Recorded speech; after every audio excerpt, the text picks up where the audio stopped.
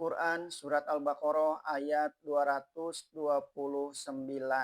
A'udzubillahi minasyaitonirrajim. At-talaqu marotani fa imsaku bima'rufin aw tasrihu bi ihsanin. Wala yahillu lakum an ta'khudhu mimma ataitumuhunna syai'an illa ayyakhafa alla yuqima hududallahi. Fa in hiftum alla yuqima hududallahi fala junaha alaihima fi maftadat bihi. Tilka hududullahi fala ta'taduha wa man yata'adda hududallahi fa ulaika humuz zalimun. Tolak itu hanya 2 kali. Sesudah itu peganglah dengan sepatutnya atau lepaskan dengan cara yang baik. Tolak artinya lepas atau putus pertalian, habis pergaulan, bercerai dan berpisah.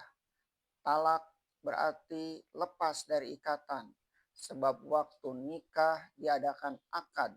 Akad itu berarti ikatan, yaitu ijab kabul di antara wali dan mempelai laki-laki. Sebab itu ada baiknya berpegang tangan di antara si wali dan si mempelai ketika akad itu guna melambangkan janji telah diikat. Dengan talak berarti ikatan itu telah ditanggalkan atau dilepaskan. Rumah tangga yang didirikan oleh 2 orang suami istri selama ini dengan rukun dan damai karena suatu hal terpaksa ditanggalkan ikatannya. Yang seperti itu sebaiknya hanya terjadi 2 kali. Dengan ayat ini sudah tegas bahwasannya yang dimaksud ialah si laki-laki mengucapkan lafaz talaknya 1 kali, maka terjadilah cerai 1 kali pula. Kemudian karena kedua belah pihak sama-sama menyesal, mereka pun berkesurutan kembali. Si istri bergaul lagi dengan suaminya, dinamai rujuk kalau idah belum lepas.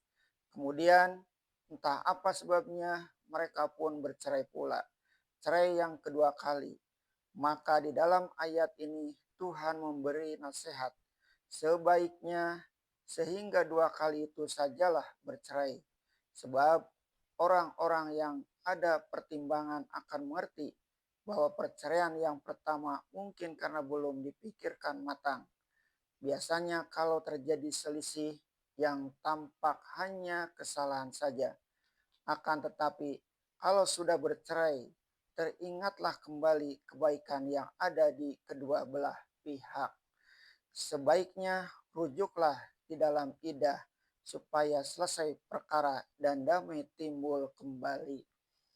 Perceraian beberapa lama ini akan meninggalkan kesan mendalam pada jiwa masing-masing. Maka kalau terjadi perceraian yang sekali lagi, yaitu cerai yang kedua, berpikirlah keduanya lebih mendalam. Pengalaman-pengalaman yang sudah-sudah hendaklah menjadi pengajaran atau berkembalian dengan baik secara patut dan tidak akan bercerai-cerai lagi. Atau habislah sehingga itu. Lepaskan dengan sebaik-baiknya. 2 kali bercerai sudahlah menjadi pengalaman bagi kedua belah pihak. Barangkali memang ada pendirian-pendirian masing-masing yang tidak bisa dipertemukan selama-lamanya. Elakkanlah supaya jangan sampai terjadi pula cerai yang ketiga. Karena tidak akan dapat dipertemukan lagi. Si perempuan sudah patut menerima suami lain. Barangkali dengan dia bisa cocok pergaulan. Si suami pun bisa memilih istri lain yang lebih sesuai perangainya. Dengan kalimat talak ini hanya 2 kali. Sudah terang bahwa yang dimaksud ialah berpisah sampai 2 kali. Bukan mengucapkan lafal talak dalam satu majelis 2 kali. Apatah lagi 3 kali. Sebab melafalkan talak 2 kali atau 3 kali dalam satu majelis hanya akan menghasilkan pisah 1 kali. bukan 2 atau 3 kali. Dan lagi perbuatan demikian sangat dimurkai Rasulullah sebab mengubah-ubah peraturan yang telah ditentukannya. Di zaman Rasulullah dan Sayyidina Abu Bakar melafalkan talak 2 atau 3 kali dalam satu majelis hanya dihukumkan satu yang jatuh. Baru di zaman Umar dipandang jatuh 2 dan jatuh 3 karena kata beliau orang sudah terlalu banyak mempermain-mainkan talak. Ini sebagai hukuman dari beliau. Akan tetapi ijtihad Sayyidina Umar ini bukanlah suatu hal yang mesti diikut saja. Sebab di dalam 100 macam ijtihad Umar tentu ada juga satu kali yang kurang tepat. Jika karena Umar memutuskan talak 2 atau 3 di satu majelis dipandang jatuh 2 dan jatuh 3 itu yang lebih benar. Niscaya sunnah Rasul dan khalifah beliau yang pertama tidak diakui kebenarannya. Di dalam kenyataan, kerap kali memang orang menjatuhkan talak 2 atau talak 3 sekaligus itu adalah karena sedang sangat marah. Malahan ada orang yang karena marahnya menjatuhkan talak. Aku talak engkau. Aku talak engkau rumpun bambu. Maka ulama-ulama fikih pun berat kepada pertimbangan bahwasanya talak yang dijatuhkan karena sedang marah itu tidaklah jatuh. Kemudian karena setengah hakim memutuskan menurut keputusan Umar talak 3 di satu majelis dipandang benar-benar talak jatuh ketiga. Timbullah sesal dari kedua belah pihak sehingga kemudian dapat akal busuk, yaitu menyewa orang buat mengawini perempuan itu dengan perjanjian lebih dahulu bahwa sehabis dicampurinya perempuan itu sekali hendaklah diceraikannya. Maka carilah orang-orang bodoh yang kurang-kurang akalnya, diupah kawin oleh si janda, dan selesai persetubuhan perempuan itu diceraikannya dan upahnya diterima. Ini yang dinamai dalam hadis taisul musta'ar, kambing atau bandot pinjaman. Nabi SAW telah bersabda, Al-anallahul muhallala wal muhallalah lahu. Dikutuk Allah orang yang jadi penghalal itu dengan orang yang dihalalkan untuknya. Pada hadis ini, suami sewaan untuk sekali bersetubuh itu bukan disebut suami, melainkan seorang yang dipandang sebagai alat untuk menghalalkan bagi suami pertama tadi untuk rujuk kembali kepada istrinya yang sudah ditalak 3 kali. Dengan perbuatan yang jijik dan cemar ini, orang mencari dalih untuk melepaskan dirinya dari kesulitan yang dibuat sendiri. Dia langgar ketentuan dan hikmah ilahi yang berkenaan dengan pembangunan rumah tangga, lalu untuk itu mereka menempuh jalan yang dikutuk oleh Allah.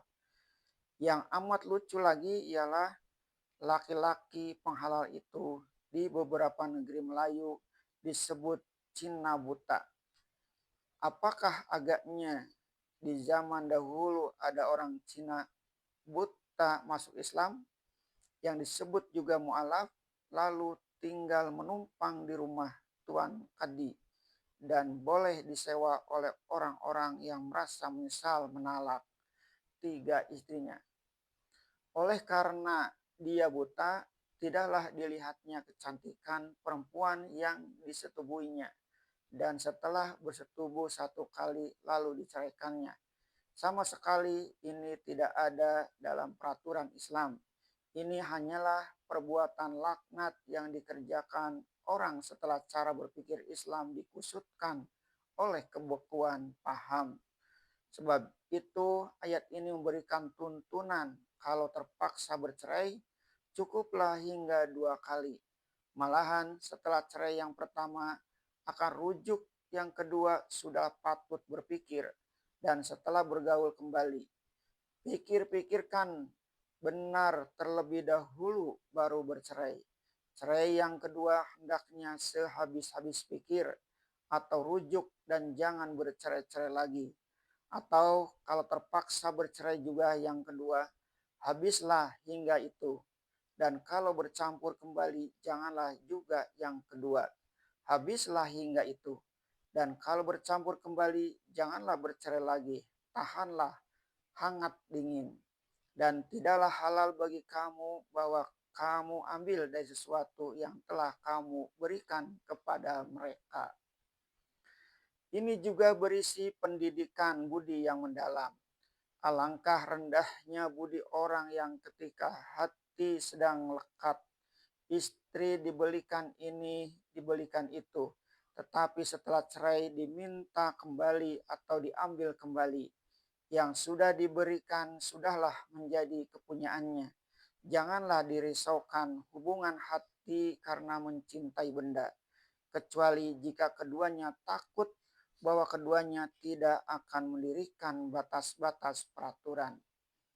Inilah perceraian yang terjadi karena keduanya sudah lama insaf bahwa pergaulan mereka tidak akan bisa diteruskan lagi. Si perempuan merasa lebih baik bercerai saja. Si laki-laki mau asal diganti kerugian. Dalam saat seperti ini, tangan ketiga sudah boleh campur memasuki untuk mencari penyelesaian. Sebab itu, di sambungan ayat disebut, maka jika kamu takut mereka berdua tidak akan mendirikan peraturan-peraturan Allah, maka tidaklah mengapa atas keduanya tentang apa yang ditebus si istri dengan dia. Di sini sudah disebut kamu, tidak khusus jadi urusan mereka berdua lagi. Kamu di sini pada tingkat pertama ialah keluarga, sedangkan tingkat terakhir ialah hakim. Setelah diselidiki, memang terdapat sebab-sebab yang menunjukkan bahwa persuami istrian orang tidak dapat dilanjutkan lagi. Sebab si istri tidak dapat mempertanggungjawabkan lagi bahwa pergaulan ini akan selamat kalau diteruskan. Sedangkan si suami mau menceraikannya asal kerugiannya diganti. Inilah yang dinamai hulu atau iwad dan dinamai juga tebus talak. Maka perempuan itu boleh menyerahkan barang-barang haknya meskipun hak itu adalah pembelian suaminya untuk dia. Sejak lekat ke badannya, memang dialah yang mempunyai barang-barang itu. Dalam hal ini jelas sekali tentang adanya hak si perempuan sebagaimana yang disebutkan pada ayat yang terdahulu tadi. Jadi dapatlah disimpulkan laki-laki menceraikan istri, pantanglah mengambil kembali barang-barang yang telah diberikan. Perbuatan itu adalah hina. Bahkan pada ayat yang akan kita baca nanti, bukan mengambil barang yang diberikan yang disuruh, tetapi memberi istri yang diceraikan itu uang pengobat jerih yang dalam bahasa Jawa disebut pesangon. Akan tetapi kalau keinginan bercerai dari si perempuan dengan disaksikan keluarga atau wali, bolehlah si perempuan membayar kepada si laki-laki itu supaya talak dijatuhkan. Demikianlah peraturan-peraturan Allah, maka janganlah kamu langgar akan dia. Dan barang siapa yang melanggar peraturan-peraturan Allah, itulah orang-orang yang zalim. Laki-laki mengambil kembali barang yang diberikan adalah melanggar peraturan Allah. Perempuan minta cerai dengan tidak ada alasan adalah melanggar peraturan Allah.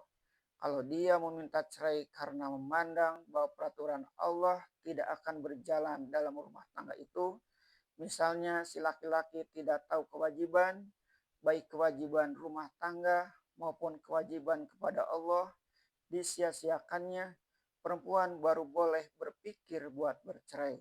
Tetapi tangan keluarga dan yang tertinggi tangan hakim sudah mesti turut campur. Campur tangan itu buat menentukan ganti kerugian atau hulu itu berapa patutnya. Dari sinilah maka timbul ijtihad ulama tentang boleh diperbuat perjanjian sebagai taklik talak ketika perkawinan akan dilangsungkan. Kedua pihak boleh mengemukakan syarat-syarat di antaranya hulu tadi.